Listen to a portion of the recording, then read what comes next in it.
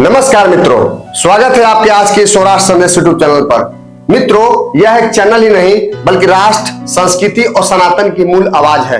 इस चैनल के माध्यम से हमने श्रीमद् भगवद गीता के दूसरे अध्याय के 50 श्लोकों का अध्ययन किया। अब उसी ज्ञान यात्रा को आगे बढ़ाते हुए द्वितीय अध्याय के 51वां श्लोक से पुनः यात्रा को प्रारंभ कर रहे हैं। तो आइए श्रद्धा और भक्ति के साथ श्री कृष्ण के दिव्य उपदेश को समझे और अपने जीवन में उतारने का प्रयास करें। श्रीमद् भगवद गीता के 51, 52 और 53 श्लोक का आश्रय लेते हुए भगवान श्री कृष्ण अर्जुन से कह रहे हैं, कर्मजं बुद्धि युक्ता ही फलम त्यक्त्वा मनीषिणः जन्म बंधन विनिर्मुक्ता पदम गच्छन्त नामयम् यदा ते मोह कलिलम बुद्धि व्यतीतरिष्यति तदा गन्तासि निर्वेदम श्रोतव्यस्य श्रुतस्य च श्रुति विप्र प्रतिपन्नाते यदा स्थास्यति निश्चला समाधावचला बुद्धिस् तदा योगमवाप्स्यसि। अर्थात भगवान श्री कृष्ण कहते हैं कि बुद्धि योग से युक्त होकर कर्मों का फल का त्याग करने वाला मनुष्य जन्म मरण के बंधन से मुक्त होकर परम पद को प्राप्त करता है। जब उसकी बुद्धि मोह को पार कर जाती है तब वह सांसारिक विषयों के प्रति वैराग को प्राप्त हो जाता है और जब उसकी बुद्धि परमात्मा में स्थिर एवं अचल हो जाती है तब वह सच्चे योग को प्राप्त करता है। अब भगवान श्री कृष्ण गीता के दूसरे अध्याय के 54, 55 और 56 श्लोक में बताते हुए अर्जुन को समझाते हैं।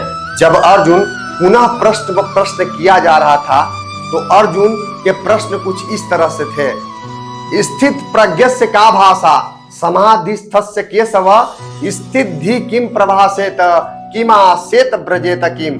तो इस पर भगवान श्री कृष्ण कहते हैं, प्रजाहाति यदा कामान सर्वान् पार्थ मनोगतान् आत्मन्नेवात्मनः तुष्टः स्थित प्रज्ञस्य दोच्यते दुखे स्वमनुद्विग्धमना सुखे सुविगत स्पृह वीतराग भय क्रोध स्थिर धीर मुनिरुच्यते। अर्थात अर्जुन भगवान श्री कृष्ण से पूछते हैं कि स्थित प्रज्ञ पुरुष की क्या पहचान है, वह कैसे बोलता है, कैसे बैठता है और कैसे चलता है। भगवान श्री कृष्ण कहते हैं कि जो मनुष्य मन में उठने वाली सभी कामनाओं को त्याग करके आत्मा में ही संतुष्ट रहता है वह स्थित प्रज्ञ कहलाता है। जो व्यक्ति दुख में विचलित नहीं होता, सुख की इच्छा नहीं करता तथा राग भय और क्रोध से मुक्त रहता है वह स्थिर बुद्धि वाला मुनि कहलाता है। इस श्लोक के मुख्य संदेश को देखें तो हमें ज्ञात होता है कि आत्म संतोष के साथ साथ स्थित प्रज्ञ पुरुष वही है जो मन के सभी आवश्यक कामनाओं से ऊपर उठकर आत्मा में संतुष्ट रहता है। वह सुख और दुख में समान भाव रखता है तथा राग भय क्रोध से मुक्त होकर स्थिर बुद्धि के साथ जीवन जीता है। भगवान श्री कृष्ण का यह संदेश सिखाता है कि सच्ची शांति बाहरी परिस्थितियों में नहीं बल्कि अपने भीतर की स्थिरता और आत्म संतोष में ही है। श्रीमद् भगवद गीता के दूसरे अध्याय के श्लोक संख्या 57, 58, 59 में भगवान श्री कृष्ण अर्जुन को समझाते हुए कह रहे हैं, यह सर्वत्राभिस्नेह तत्र प्राप्यम शुभाशुभम नादि नंदीति न द्वेष्टि तस्य प्रज्ञा प्रतिष्ठिता यदा संहरते चायम कुर्मानंगानि व सर्वस इंद्रियाणि इंद्रियार्थेभ्यस् तस्य प्रज्ञा प्रतिष्ठिता विषया विनिवर्तन्ते निराहारस्य देहिनां रसवर्जम रसोप्यस्य परम दृष्ट्वा निवर्तते। अर्थात भगवान श्री कृष्ण कहते हैं कि जो मनुष्य हर परिस्थिति में आसक्ति से रहित रहता है और शुभ या अशुभ की प्राप्ति होने पर भी न तो अत्यधिक प्रसन्न होता है और न ही द्वेष करता है, उसकी बुद्धि स्थिर होती है। जिस प्रकार कछुआ अपने अंगों को चारों ओर से समेट लेता है उसी प्रकार जो मनुष्य अपनी इंद्रियों को उसके विषयों से हटाकर अपने भीतर स्थित कर लेता है उसकी बुद्धि स्थिर मानी जाती है। सिर्फ इंद्रियों को विषय से दूर कर लेने से विषयों के प्रति आकर्षण पूरी तरह समाप्त नहीं होती, लेकिन जब मनुष्य परम सत्य का अनुभव कर लेता है तब उसके भीतर विषयों का आकर्षण भी स्वाभाविक रूप से समाप्त हो जाता है। इस श्लोक के विशेष संदेश को देखें तो सच्ची स्थिरता केवल इंद्रियों को रोकने में नहीं बल्कि परमात्मा की ओर मन को स्थित करने में है। जब मनुष्य को परम आनंद का अनुभव होता है तो वह सांसारिक विषयों के आकर्षण स्वयं ही कम हो जाता है। श्रीमद् भगवत गीता के दूसरे अध्याय के 60, 61 और 62 श्लोक में भगवान श्री कृष्ण बताते हुए कह रहे हैं कि मनुष्य जब बार बार सांसारिक विषयों का चिंतन करता है तो उसके मन में उन विषयों के प्रति आसक्ति उत्पन्न होती है। आसक्ति धीरे धीरे कामना का रूप ले लेती है और जब कामना पूरी नहीं होती तो क्रोध उत्पन्न होता है। यततो यपि कौन्तेय पुरुषस्य विपश्चितः इंद्रियाणि प्रमार्थिन हरन्ति प्रसभं मन तानि सर्वाणि संयम्य युक्त आसित मत्परः वसे ही यसे इंद्रियाणि तस्य प्रज्ञा प्रतिष्ठितः ध्यायतो विषयान् पुंस संगस्ते सुपजायते संगात संजायते काम कामात क्रोधो भी जायते।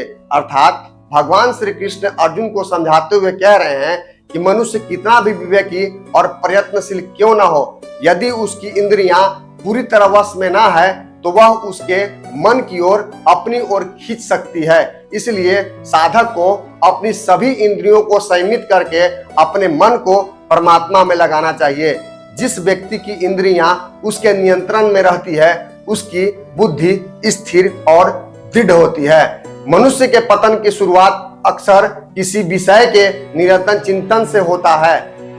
इसलिए मन को गलत विषयों में भटकने देने के बजाय उसे संयमित करके भगवान के चिंतन और सत्य कर्मों में लगाना ही कल्याण का मार्ग है। श्रीमद् भगवत गीता के 63, 64 और 65 श्लोक में कामना से सावधान रहना, क्रोध पर नियंत्रण रखना और राग द्वेष से ऊपर उठकर जीवन जीना ही मन के शांति का मार्ग है। जब मन शांत होता है तब बुद्धि स्थिर होती है और मनुष्य सही निर्णय लेकर अपने जीवन को सार्थक दिशा में दे सकता है। क्रोधात भवति सम्मोह सम्मोहात स्मृति विभ्रम स्मृति भिंसात बुद्धि नाशो बुद्धि नाशात प्रणशति राग द्वेष वियुक्तेस्तु विषयानिन्द्रियश्चरण आत्मवश्यै विधेय आत्मा प्रसादम अधिगच्छति प्रसादे सर्व दुःखानां हनिरस्योपजायते प्रसन्न चेतसा यासु बुद्धि पर्यवतिष्ठते। अर्थात भगवान श्री कृष्ण बताते हैं कि जब मनुष्य की कामना पूरी नहीं होती तो उसके भीतर क्रोध उत्पन्न होता है। क्रोध से विवेक ढक जाता है और मनुष्य सही गलत का विचार होने लगता है। उसके स्मृति और समझ कमजोर होती है। बुद्धि का नाश होते ही अंततः उसका जीवन गलत दिशा में चला जाता है। इसके विपरीत जो व्यक्ति राग और द्वेष से मुक्त होकर अपनी इंद्रियों को संयमित रखता है और अपने मन को अपने बस में रखकर संसार के विषयों को विचार करता है तो वह भगवान की कृपा से मन की शांति और प्रसन्नता को प्राप्त करता है। जब मन वास्तव में शांत और प्रसन्न होता है तब उसके जीवन के दुखों का प्रभाव कम होने लगता है और उसकी बुद्धि शीघ्र ही स्थिर एवं स्पष्ट हो जाती है। आज के इस ज्ञान सत्र को यही विराम देते हैं। साथ ही अगले सत्र में उपस्थित होंगे श्रीमद् भगवत गीता के श्लोक संख्या 66 से लेकर भगवत इच्छा तक। सौराष्ट्र संदेश चैनल के माध्यम से हमारा निरंतर प्रयास रहेगा कि श्रीमद् भगवत गीता के साथ साथ शास्त्रीय परंपरा, वेद, उपनिषद एवं वैदिक सिद्धांतों के अनुरूप ही ज्ञान को आपके समक्ष प्रस्तुत किया जाएगा। हमारा उद्देश्य केवल जानकारी देना नहीं बल्कि शास्त्रों में बताए गए प्रमाणिक सिद्धांतों को सरल रूप से समझाना और जीवन में उतारने का ही प्रेरणा देना है। इस मंच पर किसी भी प्रकार के अशास्त्रीय, मनगढ़ंत अथवा शास्त्र विरोधी बातों का प्रमाण रूप से प्रस्तुत नहीं किया जाएगा। हमारा प्रयास रहेगा कि प्रत्येक विषयों को यथासंभव प्रमाणिक और मर्यादित रूप से आपके सामने रखा जाए।